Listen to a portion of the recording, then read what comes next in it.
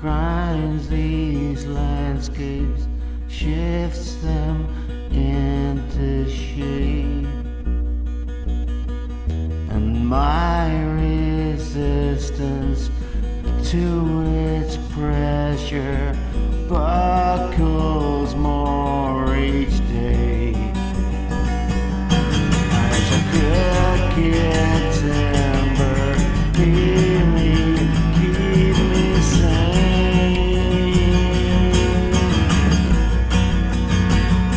And it's a crooked timber, won't you keep me sane?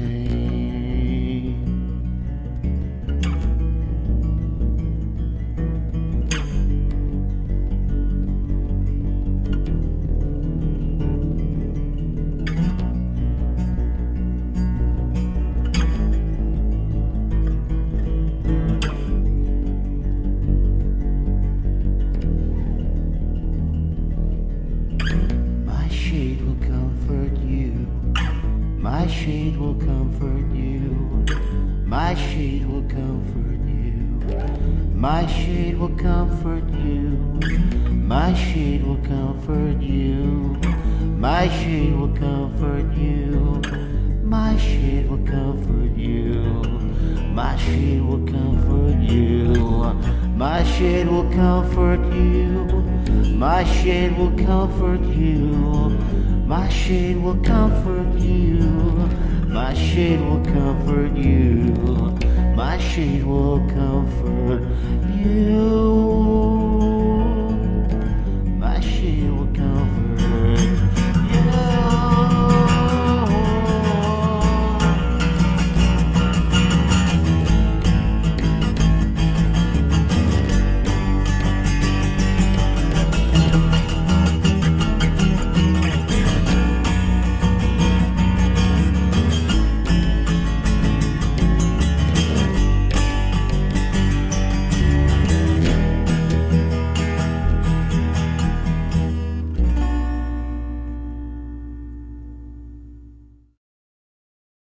Andy, Michael, welcome to NvTv. Thank you. If I could just start by asking Andy about a somewhat disturbing rumour I've heard, and this might not be true at all. I hear that you're a Chelsea season ticket holder. I am. I've been for years. Yes, since I got my first season ticket in 1994, and I've had one ever since. Okay, and big match tonight now. I know. What do you reckon? I think it's going to be really tough. I think as long as we get an early goal, if we do even get an early goal. But I mean, 5 wins in a row with Hiddink, and which I'm very impressed at, because I kind of was hoping we'd maybe get Steve Clark back into the fold. And, but I'll be watching tonight. Anyway, I'm staying at my folks' house tonight, and they've got like the channel that's showing it. So. Okay. Well, obviously, I can't talk all about football. You've got a new record coming out, Crooked Timber. It's an album with a lot of sort of big ideas and big sounds, and really pushing and experimenting. I can just start by asking you about the actual title, Crooked Timber, taken from a quote by Immanuel Kant. Right. What was it about that was so sort of resonant that you wanted to call the record that? Well, to be honest, we had the song written. The Crooked Timber song itself was written way before we got an album title. And I just, whenever I got it indirectly through Samuel Beckett, because I'm a great fan of Samuel Beckett, and his work is opaque enough at the best of times. So I went to study a little bit of it, and a lot of the stuff he'd written in the 50s was inspired by philosophy and psychology. And Kant was one of the names that came up when I was reading about it. And then I kind of like Bluffer's Guide to Kant, more or less. I came across this quote, and it's from the Crooked Timber of Humanity, no straight thing was ever made. And I actually found that quite a fantastic quote. I thought it's like almost like saying, well, you are what you are, and as human beings are, what resonated with me is that you kind of, the hand that you're given, people will always find a way to get on. But the human race as such has dealt with an awful lot of misery and blows over all the centuries. And I thought that was quite good, and it also fit it in with the kind of, I suppose this is, for want of a word, probably the midlife crisis record. Do you know what I mean? Like, for me, and that really struck a chord with me about just the fact that no matter what happens, you always seem how to manage to get on. And sort of talking about that, and whatever hand you're dealt, you find a way to cope and deal with that. Enjoy the struggle as well. Yeah. It's about sort of embracing life, and all its challenges. Yeah. And you seem to be really embracing the creative challenges on this record in terms of sound. You don't want to just regurgitate and retread what you've done before. Is that a very conscious thing that you sort of set out to do something different each time? Well, certainly with this record, it was really conscious that we had to kind of do something slightly off the path for us. Probably because of the fact that when we've been around so long, and I think every now and then we do need to shake ourselves up. Because we signed the record deal with a new company over a year before we did the album. And I think we kind of realised that if we just rushed in and didn't really think it through properly. So I mean, to go away and sort of have a few ideas, and whenever we got together to do the album, we kind of the interesting thing about this record, which I really, really enjoyed in the process of it, was that everything was done from the ground up when we were in the rehearsal room. There was no kind of 3/4 finished songs brought in, or I didn't bring in like a chord progression and some lyrics, or Michael didn't bring in like a lot of riffs. And we kind of went in and we just started with what we had that day, and we worked on it, and we worked on it all day, and we put some lyrics on it as well, which things like Enjoy the Struggle that you mentioned, it came from talking about the myth of Sisyphus, the guy condemned to push a rock up a hill. And but little things like trying to make the riff sound as if it's fallen back in itself. So and that was a challenge for us. I mean, without it sounding pretentious, it just meant that with us it was brilliant fun to do. Because when you're sort of saying, well, how do we make this riff sound as if it's collapsing in itself? And it's a really simple thing. But whenever you actually put that bit of effort into it, the dividends are greater, I think, in the long run. Mm-hmm. And I read you sort of describe the process of making this record. You gave yourselves a time to write and record.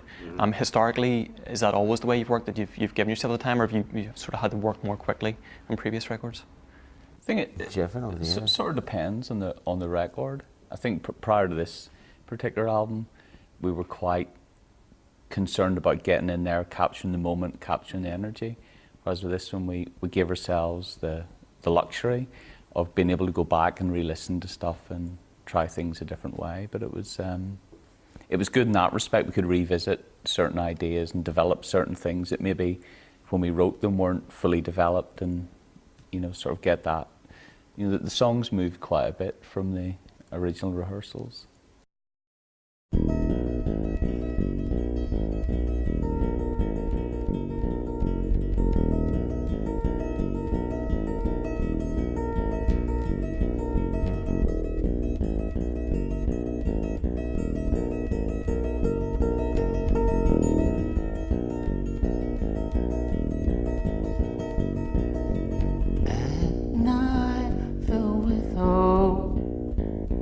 I stare into space.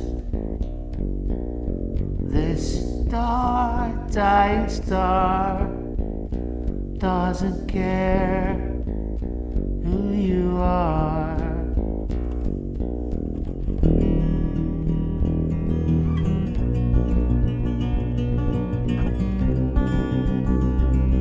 These exiles that we are,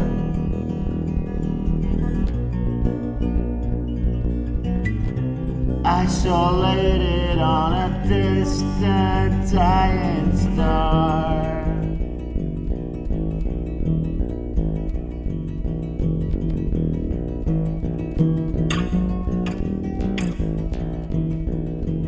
You come and you go like a ghost close to me, a silent afterglow lifts you close, comforts me.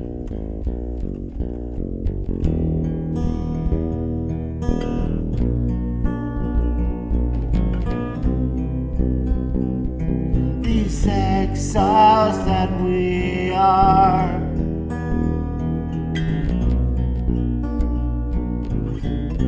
isolated on a distant dying star.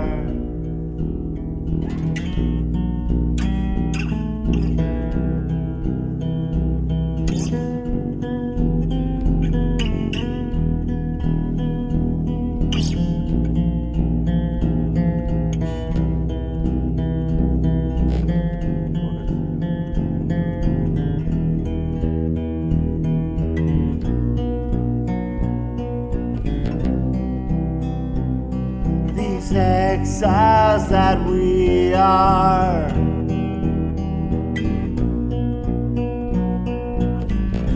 Isolated on a distant dying star.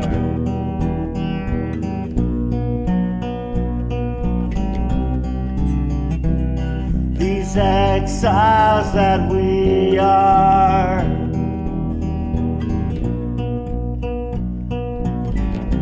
Isolated on a distant dying star.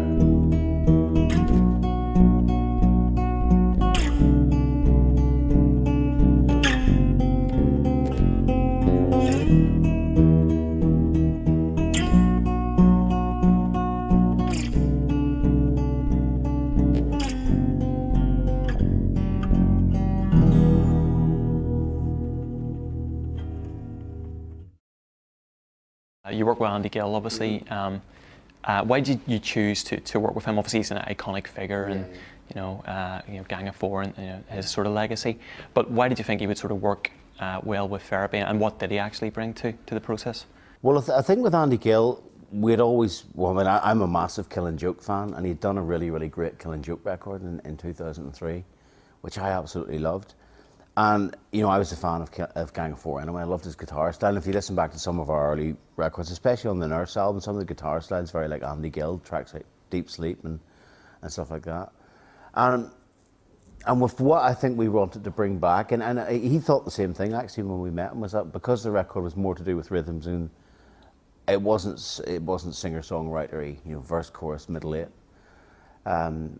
And when we sent him the stuff, he agreed. He thought, like, because he was very familiar with the band, and he likes the kind of period of the band when the grooves were really prominent. There was a big booming, dirty bass sound, really high snare sound, and like that. He loved all that, and he wanted to bring that back. And I think because he's really, really good with kind of ideas, and he's you know, there's a couple of things that would work. You know, he had a couple of ideas, like singing in my own accent as much as possible, so I didn't kind of go across the Atlantic. Making sure the bass and the drums sounded amazing. And also, you know, one of the things that got lost with Therapy was when we started out, we were a rock band, but we'd slightly got our own agenda, you know, with short hair in the middle of the Guns N' Roses stuff, and we weren't a grunge band and everything like this. And there was one bit, we were doing a track on the album Magic Mountain, and what was it he said? The track it's an 8-minute long instrumental, 10-minute long instrumental, and it builds and it builds and it builds.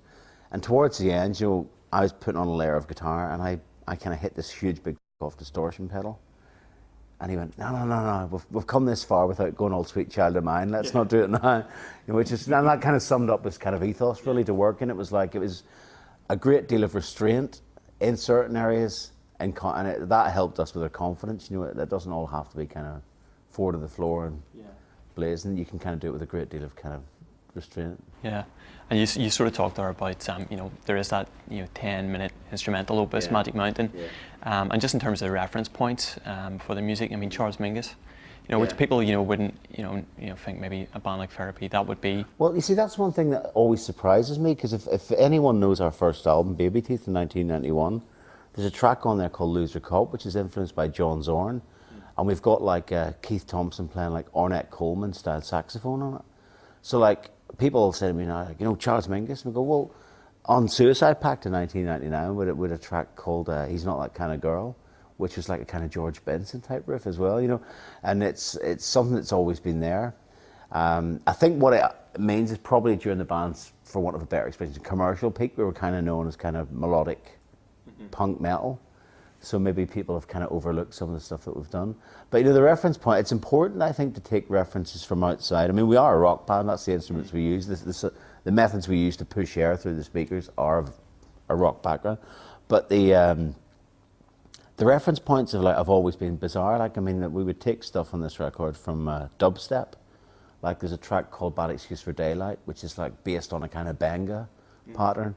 And there's also other bits, like the track Exiles is completely like kind of Code 9 and Cult of the 13th Hour kind of drum pattern, with sort of some of the sonics that we get from this. I mean, it's all done on guitar, so it's not going to sound like a dubstep record.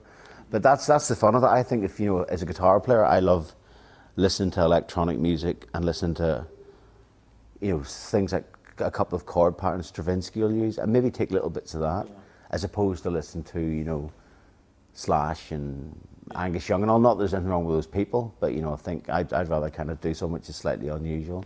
I mean, I haven't said that, you know, the record is like, it's not exactly Unseen or Oxbow or Hair Police, you know what I mean? It's still in the same ballpark as rock. Yeah.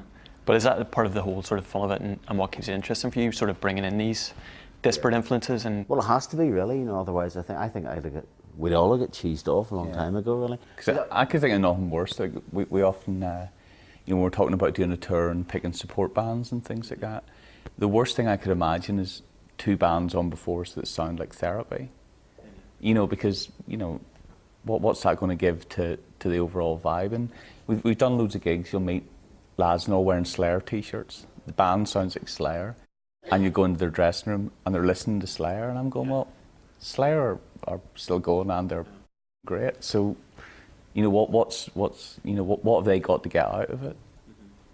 But I think with us, we're quite, you know, you need that sort of freshness to it. You know, to me, the hellish day would be listening to rock music all day. You need to break up a wee bit, you know. And are you looking forward to sort of getting out and, you know, bringing the new album out in the road and touring? Oh, yeah, I'm looking forward to this one more than... I'm looking forward to getting the rehearsals, getting the songs right. And I think touring this record is the most excited I've been for quite a long time. Because I think, you know, we'll be able to play a lot of this record in our set. And to be honest, if I'm totally 100% honest, I'm totally cheesed off for the first time ever and playing quite a lot of the old songs. And I think with this album, it's kind of made us reevaluate a lot of our other older stuff. So maybe some of the older stuff we will play will be slightly different. Obviously, I realise that, you know, at the end of the day, whether I like it or not, and I can be as, you know, judgmental as it can be, at the end of the day, we are entertainers. Whether you're in Hair Police or, you know, Oxbow, or whether you're Robbie Williams, at the end of the day, people will want to see certain things, and we like playing those things because it's a great feeling. So I think this album will be very, very well represented, and then we'll pick the rest of the set accordingly. Well, we saw you live last night at the Ulster Hall, sort of the housewarming since it's been sort of renovated. I think you used up Rudy Walter's quota of expletives for the calendar year there. And I knew how I knew that as well, because I knew sort of like, I got a bit carried away in the moment, and ironically there's not any expletives on our new album. And I was transported back to 10 years ago, but I knew that I'd used them because my mum was still up when I got home at 1:30 in the morning, and I knew that she wasn't happy because she couldn't go to the gigs, so she'd listen to it on the radio. And then, like, you know, we've had various texts about it. I don't know, I actually feel a bit ridiculous now. I'm a 43-year-old man. I shouldn't be going on stage in front of 2,000 people and go bah, bah, bah, bah, bah, bah, bah. But when you've got like 4,000 watts of power behind you, it's a different story.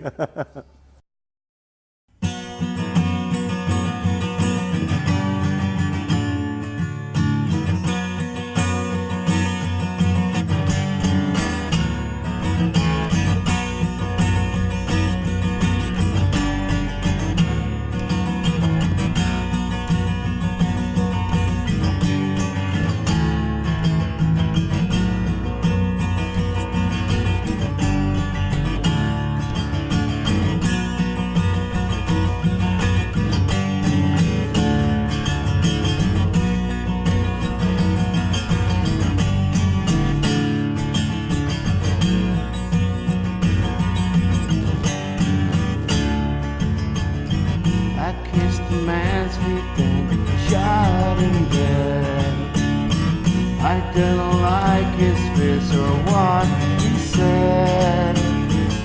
Saw a movie and then finally cried. He went skyward, skyward.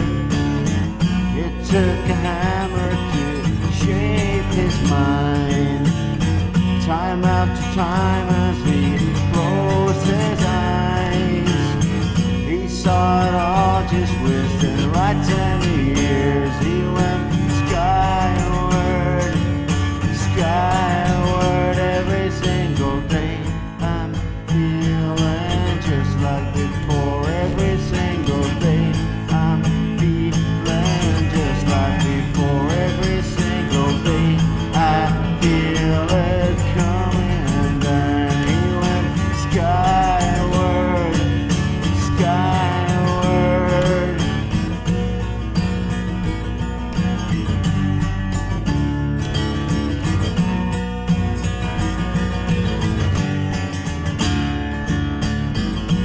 also done me with my last breath.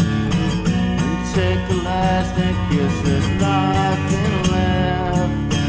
And you watch it all just wasting right turn the years. You went skyward, skyward, skyward, skyward. I mean, therapy started, must be 20 years ago now. It's 20 years next year, yeah. Yeah, nigh on 2 decades. Yeah. I'm sort of looking back at, the progress like Northern Irish music has made. At the moment we like to think we're, living in the most sort of vibrant time for Northern Irish music. Yeah. Would you agree with that? Yeah. Oh, completely. I mean, like the setup here and everything. You've got the magazines. We've got a press officer in the north. We've never had a press officer in the 19 years we've been together in the north. We have one now because there's so much media to deal with. You got great bands, you got record labels, websites, people doing remixes for international artists. You've got household names, bands that don't just sell thousands of records, bands that sell millions of records come from this area. And I think it's a fantastic. I think I completely agree with you. I was talking to a couple of people last night that what got me into music actually was the last vibrant period in Northern Irish music when I was about 13. It was the punk scene. And I remember kids at school talking about Stiff Little Fingers, The Undertones, Rudy, Protex. And these were all local bands. And then there was that Good Vibes night at the Ulster Hall where John Peel compared it and it made national television. And really, that was, everyone was talking about it. And, Rudy were on nationwide at 6 o'clock in the evening on, national television. So this time this is the nearest I've seen, and I've just seen a lot of vibrant, creative people and so many good bands. And the thing about it is as well, I think I might be wrong, but the sense I'm getting is everyone's very, very proud of the scene and proud of supporting, the ethics that go behind it, which certainly when we started wasn't the case. I mean, whenever we started, because there was so few venues, people would have shot you to get on ahead of you as a support slot, whereas now everyone kind of seems to look out for each other, which is great. And if I just finally can ask, how do you think you guys have changed over those 20 years? You know what? I don't even know, because I never think that we've been around 20 years. I still think I'm 24. Honestly, I mean, it's like, it was only the other day I went to pick my son up from school, and my son, he thinks what I do is no big deal. He just he's no interest really. And he says, there's a well-known rock magazine in England, and his teacher said, I saw your dad in that well-known rock magazine. And I went, what? And so it was the first time the teacher said it to me. So the first thing I did was check that there was no mention of drugs or expletives or anything like that. I didn't want to be having a card marked. but I think things have changed outside. We just get on with what we do. We just kind of. Yeah, I always feel like Andy said, there's always so much to do and things you want to do, and with each record you learn a bit more about what you like doing as a band and as artists. So we're always kind of, it's not like we like to sit about and go, yeah, 1994, great, yeah, brilliant. You know what I mean? We're always looking to the future. We don't really look back that much, and I think that's important for a band or any artist, I think. The next thing is the most exciting thing.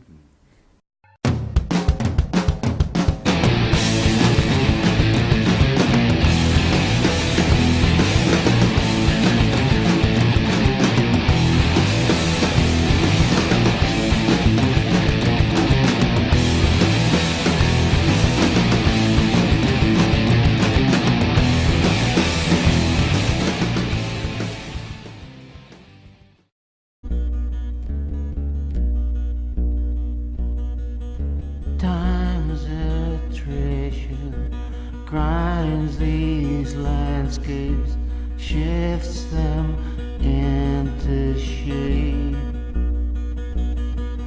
and my resistance to its pressure buckles more each day. It's a good kid.